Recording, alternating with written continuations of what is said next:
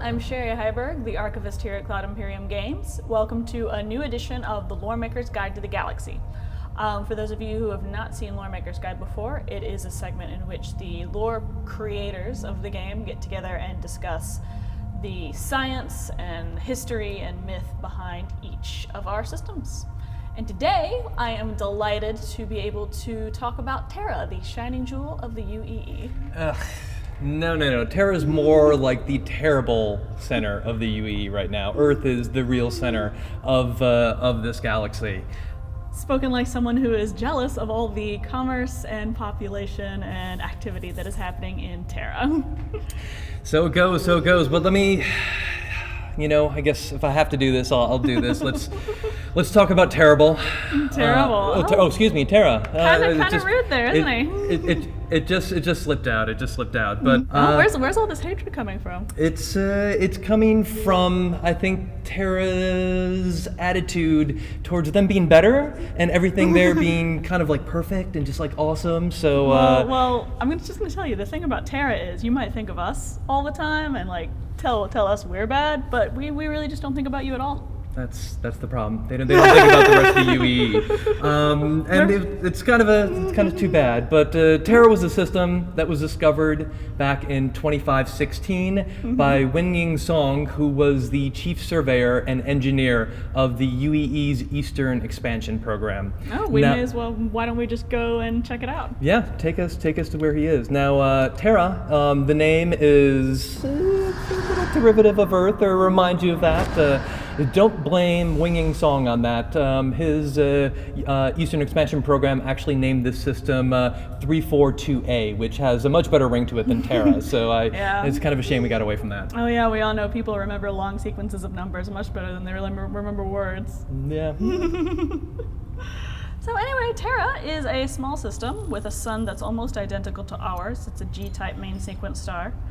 It has 4 planets, 3 of which are in the naturally habitable zone, unlike Earth, which only has 2.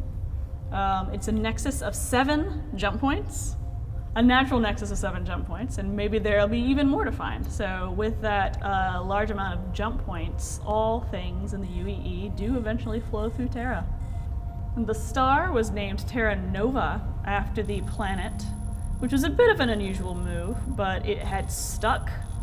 The UEE approved of that name, and here it is today. All right, so let's move out to Arrow here, the first planet in the system. This is Arrow. It is the first planet in the system. It's a mesoplanet, which inhabits the kind of a gray area between dwarf planets and major planets. It is full of rich minerals, but so far the heat on the planet is a little bit too much for anyone like human or machine to go down and mine what's there.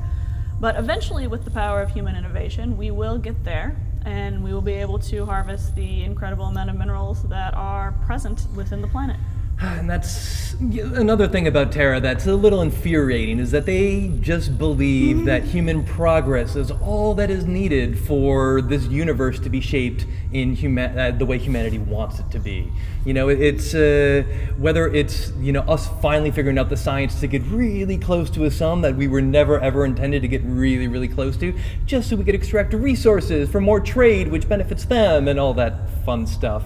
It's very indicative of the political movement that you find very apparent here. It's basically, this power center is here in Terra. It's called the Transitionalists, and they are very progressive. They believe that Terra should actually be the capital of the entire UEE, as crazy as that sounds, versus the Centralists, who are a political entity group that believes in keeping Earth and humanity's roots, though ugly they may be at some points, as a reminder of where we all began. So that's one little strange thing about Terra, just that idea that if we just believe hard enough that we can make this right, that it can go right. Well, that's what they said about space travel too. And look at us, we've colonized the whole galaxy. Nah, not the whole galaxy. Not the you guys may want to, but we haven't gotten there yet. Anyway, these 2 moons of Arrow right here are captured asteroids, Petrum and Petrus. They're a little misshapen, and I remind you again that the star map is not to scale and it's not true to shape. we are hoping in the future to get that addressed. So let's zoom out here and let's visit Pike, the second planet from the sun. Here we go. It is technically in the habitable zone, but it's a little bit too hot for people. So instead of having people on the surface, there's a big, there's this marvel of technology there. That's an automated mining system. It makes it so that people don't need to risk their lives doing high danger, high stakes mining, and instead it's put in the hands of automation. It is maintained by professionals who visit the planet every so often to make sure that nothing's going wrong and to perform maintenance on the robots. And the wealth of minerals found on this planet is largely responsible for the wealth of Terra. Yeah. Along with the wealth in the asteroid belts and the asteroid cluster. So yeah, there's just a lot of good resources here that are both exported to the rest of the galaxy and keep Terra from becoming too polluted. Yeah, I mean they have a lot of resources here. They didn't have the cradle of humanity, but there is a lot of rocks you can rip out of these planets here. Mm-hmm. But again, I just think the Terran obsession with technology can be a little bit too much. Back August 9th, 2922, there was a center buoy that was hanging out in space here in Terra near one of the major shipping lanes. Mm-hmm. And on that buoy was a virus, which was being sent to every ship that came in contact with it, and that virus spread from ship to ship. And a few days later, this virus, which the fingerprints on it earned it the name Deathgur, basically infected hundreds and thousands of sensor suites and ships all around the Empire, spread to all these different systems. And just one day, everyone who had Deathgur in their sensor system just went to straight grayscale, and they couldn't fly. It drove flight to a halt in many systems. It killed a lot of this very prosperous trade in Terra. It drowned that to the halt, all because of this technology that the Terrans just believed a little bit too much in to really watch out for dangers like this.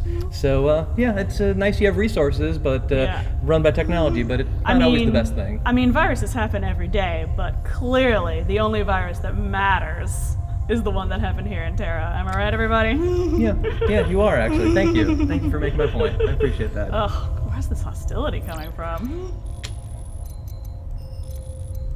Anyway, here is Terra itself. It is a naturally occurring super Earth with low density, so that the gravity is quite within human limits, so that people can thrive pretty easily on it. It has an environment that didn't need to be terraformed, so it was basically ready-made for people to move in. There's evidence that a civilization once was on this planet. It's no longer there, so there were no sentient life forms to massacre, unlike some other planets I can name. The environment is largely unspoiled by human activity. When people moved in, there was a movement to keep the environment from getting too polluted, unlike what humanity did to Earth. Very sad story. We're still dealing with the fallout from the heavy pollutants that have affected the balance on Earth to this day. And so when we moved to Terra, the goal was to make sure that did not happen. Luckily, we were able to keep that up, so Terra currently has this, it's well known for its lovely balance between nature and technology. And so you get wonderful views from the various landing zones. Yeah, It's just a pretty nice place to be. Yeah, I'll give Terra props for especially Prime, which is a very beautiful city that really does balance technology and the cityscape along with the nature around it. It has, it pretty much has everything there except for a native culture of its own that it can really identify with. It's just, so if you're into vapid places, this is a great beautiful place to visit, but not much past that. Terra has its own culture. It's this beautiful mix of cultures from all over the galaxy. And so you have this combination of human elements and alien elements coming together. Yeah, and you can find pretty much everything you could possibly want that just comes through Terra. It is there. And including it's lovely. That beautiful kind of like rock formation that they believe might tie back to a former species that lived on that planet, which sure. is very beautiful to visit, and that's why the Terrans have turned it into a tourist trap. Which creates a lot of jobs for people who live on Terra. But, and boost the economy. Yeah, and that seems to be what Terra's all about. It's less about humanity, it's more about Terra's economy. And there are a lot of businesses that thrive here. On 2722, J. Harris Arnold created Anvil Aerospace here in Terra. In 2913, Jennifer Friskers very famously moved Origin Jump Works from Earth to Terra. It was very controversial. And even recently, the Terran senator, Kelso Albavar, basically lobbied on the behalf of the JISO Corporation, which is a Xi'an corporation, so that they could have business licenses to run CTR refueling stations all around the Empire, which is great for haulers, and it's a great way to have a lot of that trade and money go out of our Empire at the end of the day. So it's, Well, Terra has always been very good about progressive relations with aliens, and if not for Terra's progressive relationship with the Xi'an, we may still be under the thumb of the Messer regime. That's very true, and it's hard to deny that point. And if we want to go to our fourth planet in the system, this is Gen. It's pronounced Gen. Oh, is it? Yes. Okay. Okay. All right. Yeah. All right. See, Karen's always going correcting you on pronunciations and stuff like that. Oh, yeah. So this is it's not represented in the UE Senate. It's mainly a diplomatic and military planet. So it's a good place to talk about the political influence that Terra has exerted on the UEE over these past centuries.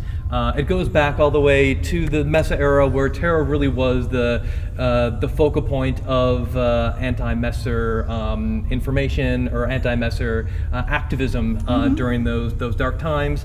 There was even the tragic story of Asan Kiran, who in 2638 proposed an amendment that would have basically given Terra sovereignty from the UEE. He lost his subsequent Senate race, which he claimed was due to voter fraud.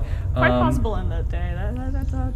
He did go missing shortly thereafter. It was a very sad, tragic point, and I have to agree that the Terrans were good at being able to pull the Messer regime out of there, because if it wasn't for Terrence Akerai in 2789, who independently negotiated a peace with the Xi'an, which basically undercut the power of the Messer regime and led to their downfall just a few years later. And that's all well and good, and it was really nice to be a part of that. But that attitude still continues to today, where their current senator Mira Nyo has still proposed that the center and the capital of the UEE move from Earth to Terra. This happened just 2942, just 4 years ago. So you would think you guys would just be happy being a part of this greater entity, rather than wanting to make that entity your own. Oh yeah, it's not about making it our own. It's about moving the capital to a more centrally located place with more jump points so that more people can visit it, more decisions can be made by more people, and more people can participate in the democratic process. So they say. So they say. Anyway, that about covers it. I'd like to mention the Heiberg cluster real quick. It's a cluster of asteroids. They naturally occur in space. They usually exist at Lagrangian points, which are natural gravity wells between major celestial bodies. It's got some good minerals in it. And we also have out here, and I'd like to point out the Marisol belt real quick here on the outskirts of the system. It forms a protective ring, which captures incoming asteroids and has kept the collision of asteroids on many major bodies in the system to low. So that's great. They have a great space that keeps them from asteroids and a little more distance from the Van Duel front. So, all the more reason to move the capital of the UEE to a protected location. Anyway, thank you for tuning in. It's been a pleasure. To the Loremaker's Guide to the Galaxy, guys. Been a lot of fun, guys. Have a good day, and we'll see you next time.